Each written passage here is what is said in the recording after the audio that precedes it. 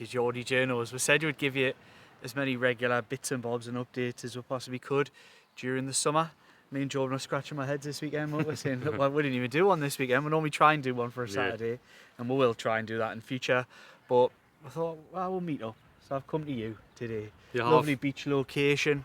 It's not quite as sunny as it was when we decided to film this morning. It's just gone in, hasn't it? But anyway, little view of south of the river. This is South Shields Beach, isn't it? It's a nice little beach. Come down here most Saturdays during the summer. Nice little stroll. So, no, it's very nice. It is. No sun today though. I reckon the sun will come back out by the time I finish this video. Fingers crossed. Fingers crossed. As dog walkers pass by shouting and bawling at a dog. You can probably hear in the background. Well, that's the nature of the job and where we are. Right. I think all anybody really wants to talk about at the moment is transfers, isn't it? Aye. It kind of is the major focus. We did think, we'll do a player of the season and we will do a little segment on that further into this video, but I think most people just want to talk about transfers. Before I ask your opinions on what the situation is, as we stand here at the moment, we're going to have a quick word from our sponsors to make sure they get their words in, and there's bits and bobs down below. Comply IT Limited. Worrying about disposing of your old IT equipment? Don't be. Comply IT handle everything. Secure collection, detailed tracking, and certified data destruction. That's Comply IT Limited. Four Rivers Financial Planning. Four Rivers Financial Planning offer holistic financial advice for all stages of life, ensuring your plan remains robust and adaptable in the ever-changing world we live in. Right, we're back. Thoughts? Transfers? It's all do you know what? I've got my opinions on it. What do you feel about the general mood about the place at the moment? I think it's quite unique. Yeah, I mean, I suppose it's been relatively unsettling. I don't think you would expect it going into a transfer window, which is open now, by the way. Yeah. 1st of June, open until the 10th of July. 10th of June. Closes for 6 days, back open on June 16th, and open to September 1st. So Newcastle can go out and sign players now, but obviously they've still got a sporting director in place, but it just feels a little bit strange because he's leaving. So yeah, and not a week ago they qualified for the Champions League. It's all hunky-dory, whereas now it just feels like a little bit of uncertainty. Who's making the decisions? Again, I know Paul Mitchell's still there, but it's about longer term as well, as who's going to make these decisions on players in terms of signing off deals, etc. Of course, I think we probably now know that Eddie Howe will have more say on transfers, revert back to what it was like previously, when he pretty much worked closely with Steve Nicks and Andy Howe at the recruitment team to identify the players that he wanted. I think Paul Mitchell obviously came in and threatened to change that and do it his ways by going for cheaper deals and players abroad, etc. I think they're going to revert back to what Eddie Howe wants, which I think's what I think we spoke last week about, isn't it? It's what he deserves, what he's earned. He's earned the right to have the say over transfers, because ultimately it's his transfers that have put Newcastle in a fine position in terms of being in the Champions League again, winning the cup. But a little bit of uncertainty, I would say. Feels like a bit of a power vacuum in some ways, like with the chief executive on his way out. But we've known that he's effectively been working his 12 months notice unexpectedly after he got the issues with his health. Then of course the Paul Mitchell thing. I think they'll be all right. I think Newcastle United ticks along. It helps to have someone to do the big end negotiation. But in terms of strategy and players, I think it ticks along as it did before. Yeah, it did, yeah. There's a lot of focus put on Eddie Howe and his vision, Steve Nixon being the talent spotter, etc. But there's big focus, has always been from the very start, and it's a synergy, a connection that goes back to Bournemouth, and it's Eddie with his nephew, Andy Howe. The two of them have worked hand in hand on transfer windows since he started. Since he started out at the top end of his career at Bournemouth, and I think there's the nepotism idea. I think that's one thing that's always carried the two of them together. Like, people have always seen the name Howe and thought, oh, here we go. But I think he is really, from what I've heard, I've spoken to a few people recently, just trying to get to the nuts and bolts of what this situation is. And it does sound like he's really, really highly regarded, and he could have taken other jobs elsewhere. Is an excellent operator, envied by many other football clubs as well. And I think almost then the nepotism thing becomes a positive, that almost you've got two top class operators in their own field, just happen to be related to each other. Yeah. So they've already got that connection. So it actually works really well. So there's a lot of focus on Nixon and Eddie, but I would say keep an eye on Andy, because he's doing a lot of the business, the work of the business end of it, in a really positive sense. So I think it's all right. I think there's a lot of unanswered questions. It's more. I think it's more longer term, isn't it, rather than Yes, short term. yes. So I was going to bring the stadium into things, Yeah. and the training ground and other developmental things about the growth of the football club. It all feels a little bit, I know a lot of people out there are complaining, feels a little bit stale, stagnant. I'll say this, I haven't even told you this. I think what I believe from within the club, they were all set to make some kind of announcement on the stadium 2 weeks ago, and they didn't. I don't know why that happened. But the whole football club was gearing up towards a potential statement 2 weeks ago, and it didn't happen. So I don't know why. Now do with the club badges. That went down like a lead balloon. I forgot about the badge. I've actually forgot about the badge. Yeah, Review.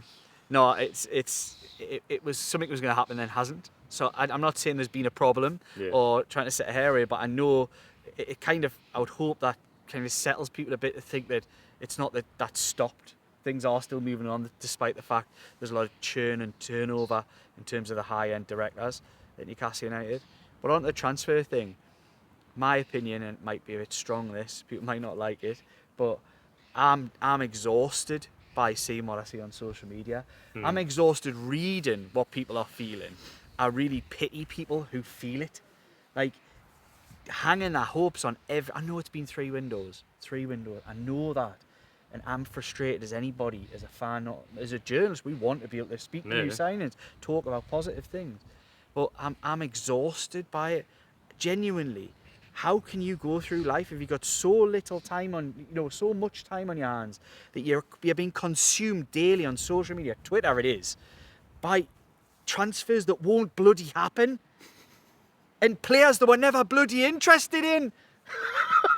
Oh, there's another one gone. No, there's another one gone. Yeah. Shut up, man. Yeah, we spoke about this in midweek, isn't it? Where it's like fans attach themselves to players. Oh my God. And I think that the prime example this week, obviously you wrote the story on it, so I'll let you speak about it. The bloody keeper. From Espanyol, Juan Garcia. Mate, he could be called out. Doesn't matter. He's not coming. Yeah, I know. But fans are like, they've already written him in their little. Oh, this will be my team for next season. There's the goalkeeper, and there's Guy, and there's Mbuemo, and it's like, lads, chill the out. No, I'm standing another beat there, do I? No, I bleep myself. Literally, the club will sign players. They will strengthen, and there probably will be players, if not top, high up on Eddie Howe's transfer priority list. Yeah. Now, don't get in a panic if they don't sign the player that you like, because they'll sign somebody. The next one will be if Mbuemo goes to Manchester United. And look, we've all said that he'd be, in my opinion, be an ideal signing in terms of goals a season. Only beaten by 3 players: Isaac, Salah, Haaland. So I think in that respect, but commands a very, very big transfer fee. He's expensive for what he is. And I do think, even though Newcastle, as we understand, the shackles are off in terms of PSR and they've got money to go out and strengthen, I do think big money deals like that, they've still got to be extra careful. Otherwise, if they're going to splash £60 million on Brian Mbuemo, 12 months time they're back in PSR and problems. So it's about trying to find that sort of balance, and maybe they might view as too expensive, but all I'm trying to say is if they don't go and sign him, please don't lose your head, because there'll be other targets. So much of it, like, I've had people tweeting me this week, like a couple of people relentlessly, every time somebody signs somebody. And it's like, there's another one, transfer window isn't even open yet. Wait, the season only finished last week. Like, Newcastle don't kick a ball till mid-July. Yeah. Like, I'll reserve any panic that I might have until then. Yeah, this transfer window from June 1st to the June 10th is pretty much just a window for clubs in the Club World Cup to register players. I wouldn't be pinning your hat on Newcastle doing business over the next 10 days. I would like to see that, but I think their transfer window is the transfer window everyone else attacks, and it's from the 16th of June to the September. And look, Eddie Howe has spoken quite openly about he wants players through the door quick. That might not happen, but I think if they get the right player, I think Eddie Howe would happily accept that. Yeah. And I think in an ideal world you would want your players in early, but there's no guarantee over that. Kind of brings on to the idea. I don't know. Did we talk about the goalkeeper or not? Yeah, we did. It's not happening. No. and all this, it was just driven by agents, Spanish media, etc. It happens. It's happened last just year. Don't get yourself hung up. It's the new Georgian. Yeah. Georgie Marmadashvili. Yeah. It was him. Mark II, as you said it. You tweeted it out. Marmadashvili Mark II. And it really was. And I hope regular watchers of the Geordie journals know we kind of have to try and build up that. How would you describe it? The filter that you have to have. Right, yeah. Can you describe it cleanly? No bull. Yeah, no bull filter. and I would hope regularly watching us, we're honest, we won't get everything right, we don't know everything. But you have to, in this game, build up a bit of a no bull filter. Yeah. And it was the red flags immediately. It was, yeah. Without even doing any digging. Yeah. With regards to the Spanish goalkeeper. And I would hope most of you guys, we know you smart guys who watch this channel will know that's kind of, we've probably got the no bull filter too. Yeah. So we're probably shouting at the wrong people. All fun and games. I had a little bit of fun and games at the weekend with a football finance expert as well. Yes, Stefan Borson. Stefan Borson, yeah. He went back again the day saying Newcastle were in PSR trouble. Yeah, he did. He's talking rubbish. Yeah. Must we know. I checked that out with people who would know. Yeah. At the football club. Having spoken to Darren Eales earlier this season, and you've spoken to Eddie Howe. Yeah. And he's been very expressive, I would say, about the transfer window and how Newcastle United are potential on the attack rather than in defence this week. There's a dog coming over to say hello. Oh, saying hello. All right. Where was I? Yeah, Eddie Howe's been really strong on it. He's not normally strong on it. Yeah. Darren Eales was very strong on it. He said we don't have to sell players. No PSR issues for us. No, I think they've got their sums right, and I've again checked with them, and they've still got their sums right, despite the fact it was being expressed by Stefan Borson that the Champions League bonuses that would have to be paid to players would tip them back over. I'm led to believe that's not the case. I mean, proof of the pudding's in the eating. We'll soon see. If on June the 29th they're scrambling about, then we would have concerns. But I've never heard any noises to suggest that's so, apart from on Stefan Borson's Substack, which is a paid-for service, and he's got to make numbers. He's got to make a living. So work it out yourself. It's certainly got plenty of reaction, hasn't it? But I just thought, I seen it whipping up a frenzy last week, and thought I'm going to just double check this and see what the situation is. And look, I'm pretty certain. I can't say that. You can't say for certain until I know. But from the people I've spoken to, I'm pretty certain it's right. And you would hope, you would expect they're speaking with truth. Yes, exactly. And I know Stefan Borson has then said, but football clubs are never going to tell you that, are they? And suggested last year was similar. We all know with much more of a knowledge of the workings of Newcastle United, you fans out there and us, that this isn't last year. No. Last year was very different. The warning signals, but we chose not to read them, was more what happened. The warning signals were there from the meeting from Darren Eales in the January, where he basically said we'll have to sell. We just didn't think it was as bad as what it turned out to be. There's been none of that this time. It's been the opposite. The messages have been so different to last year. So trying to draw comparisons between the two, I think, is irrelevant. But unless you really know the inner workings or know exactly what's happening at Newcastle United, then you're not going to know at all what's going on. And it's guesswork and joining the dots and numbers.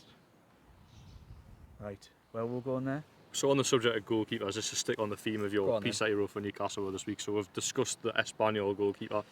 Number one target, James Trafford. Still very, very keen on him. He's absolutely. It's not. I seen Craig Hope, friend of the channel, did a really good piece, possibly even from Munich, didn't he, when he was been out there covering the Champions League final. What a life.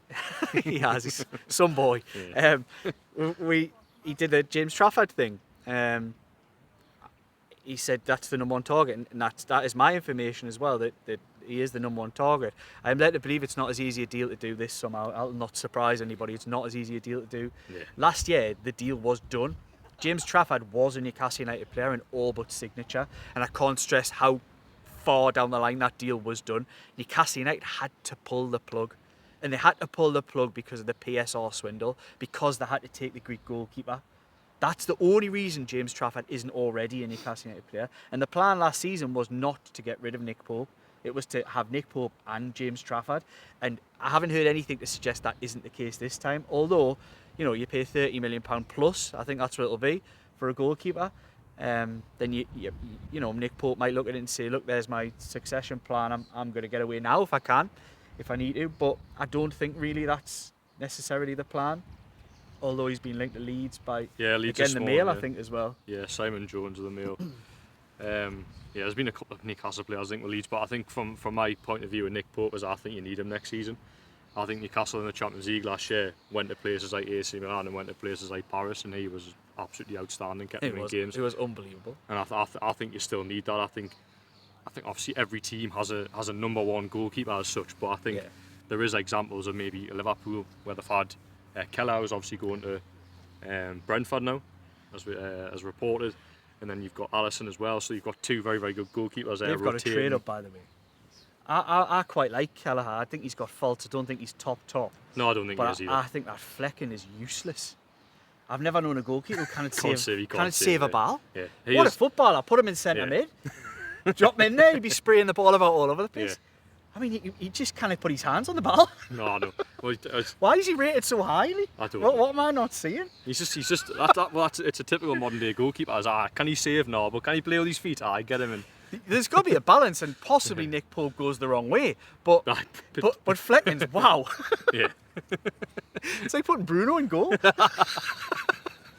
Yeah, I just don't get it. No. But no, I remember doing a video 12 months ago. We sat in Dom's backyard and we talked about the prospect of James Trafford coming. I was totally in favour of it, because he could learn off Nick Pope. Now, obviously, I saw Trafford's gone the other day. Although it's put 10 million on his price tag, whatever, possibly more. But he's probably benefited from staying at Burnley and having that unbelievable season in the Championship. Yeah. But he's rated by everyone. England, he's been called up for England. There's also other clubs having a very good look. Yeah, as you would. It was any goalkeeper was had a season like that, you would be looking. And you're right, Newcastle had a clear run last year, thought that the deal done. Now it's a lot more tricky. Naturally, because what's Burnley's financial position? What do they see now? They're back in the Premier League. They have to sell. I suppose banking a lot of money from a goalkeeper they'd be reinvest that. But I do think from their position, negotiations wise, strengthens their hand, where it's like, actually, we don't really have to sell, so we're just going to call your bluff and get you for every bit of money, every bit of penny that you can. Yeah. But I'm totally in favour of Trafford. I'd say it sounds like they're really keen on him, but it's a more difficult one to do, as you say, from last summer. Yeah, it certainly is. Right, second part of the show. Or other transfers? Is there anything to report? Well, there was another one as well there, who it was a goalkeeper that irked some Newcastle United fans on Twitter, Aaron Ramsdale. Oh yeah. I know. Don't shoot the messenger. They do love him, by the way. Yeah. And whether that's big connection between Howe, Ramsdale, and Eddie Howe, Andy Howe, Ramsdale. Yeah, they signed him at Bournemouth. And loved the work that he did. I'm not saying I don't mind Aaron Ramsdale as a goalkeeper, but I wouldn't say it as any kind of levelling up. I don't see James Trafford as much of an immediate levelling up. However, it's a future proofing that he will. I've no doubt he's viewed by everyone, particularly at the FA, as the heir apparent to Jordan Pickford. So you're talking about potentially England's goalkeeper for the next when Pickford eventually drops off, which who knows? He's not showing any signs of it. He's actually probably getting better with age. Then Trafford's probably going to be pushing him close. Yeah. And in order for Trafford to really push on and put that pressure on Pickford, he probably has to be playing at a Premier League club. And I don't mean Burnley. He probably has to be playing somewhere better than that. The worst thing that can happen to him this season is he goes into the Premier League with Burnley and he has another stinker season. Not stinker, that's harsh, but Burnley were tough year. It was a tough year for him. He'd end up being dropped out of the Burnley team by the end of the year.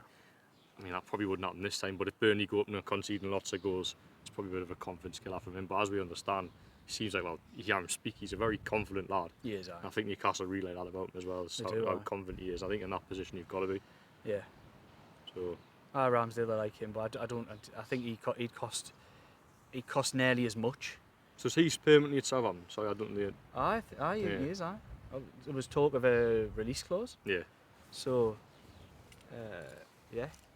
without treble checking the fact he's actually there, but he's got a release clause which would cost nearly as much.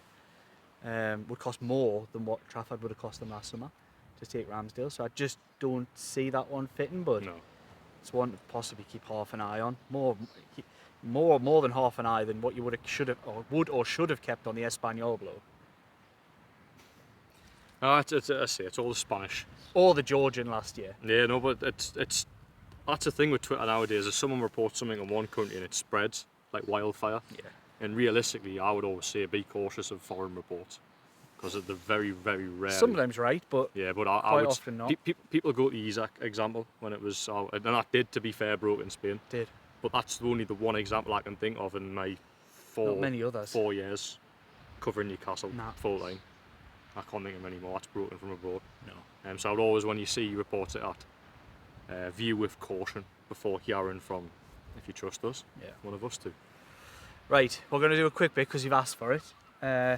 On our player of the season, it's a week and a half after the end of the season, a week and a bit.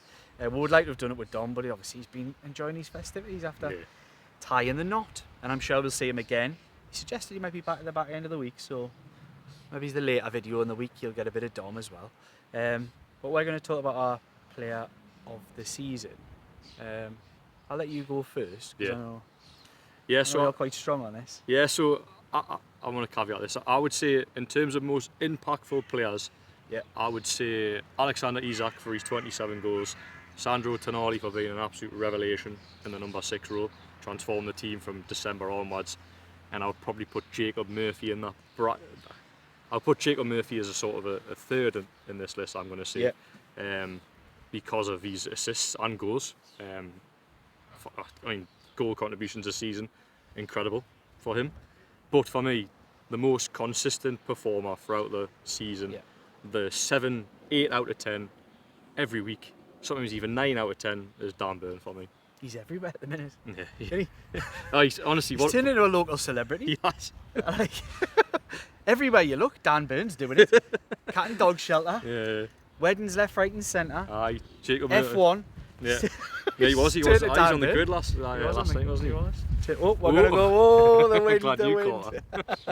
But no, Dan Burn for me, just because of how consistent he's been. He's always, he's rarely dipped below his levels. I think he's just been a real consistent performer. What a season he's had. Stuff of dreams, scoring in a cup final. England. Yeah, everything. The fairy tale, isn't it? Yeah. The freedom of Northumberland. Just an unbelievable season for him, and just a real top class bloke as well. I mean, did you not get that for being Blythe Spartans press officer? Sadly not. No. I might put a request in. Next time I see Dan Burn in the mix, I'll be like, alright Dan, put a word in for us. You look so much taller than me on this video. I know, it's because I'm on a little bit I'm of down a hill. a dip. I'm a little bit of a hill high. We're not. I think we're usually quite similar height, aren't we? Usually. You just notice it. Yeah, I've just noticed it there. I was looking. I was like, what? I'm Dan Burn. You're Dan Burn. Yeah. Jacob Murphy. Yeah. Right, so that's my reasons for Dan Burn. Just Mr. Consistent, unbelievable season, top bloke. I say, if I had to give an award for a player that came out and spoke to the press after games, it'll be him as well. It's him, yeah. It's always Dan Burn who comes and speaks to the media after games. So for all those reasons, take note. The rest of you should be speaking to the media and the public. So that's who you're really speaking to. You're not speaking to us. We are providing the questions and the voice for the people out there. So you should be speaking to the people. Agreed. Right, so I kind of agree with you. If I was to say who was the most consistent performer, if we're asking for the most consistent player at Newcastle United, I would say Dan Burn. But if we're asking for the player of the season, I can't give it to Dan Burn, because I think 7 out of 10 every week doesn't win me the player of the season. Yeah. Player of the season is a 20-odd goal striker, and that's what Newcastle don't do what they do without Isak. Yeah. So it's an easy decision for me. Although what I will say is, because of the impact that Sandro Tonali had, I think he's very close. Jacob Murphy performed well beyond his capabilities. Most improved player will be Jacob Murphy.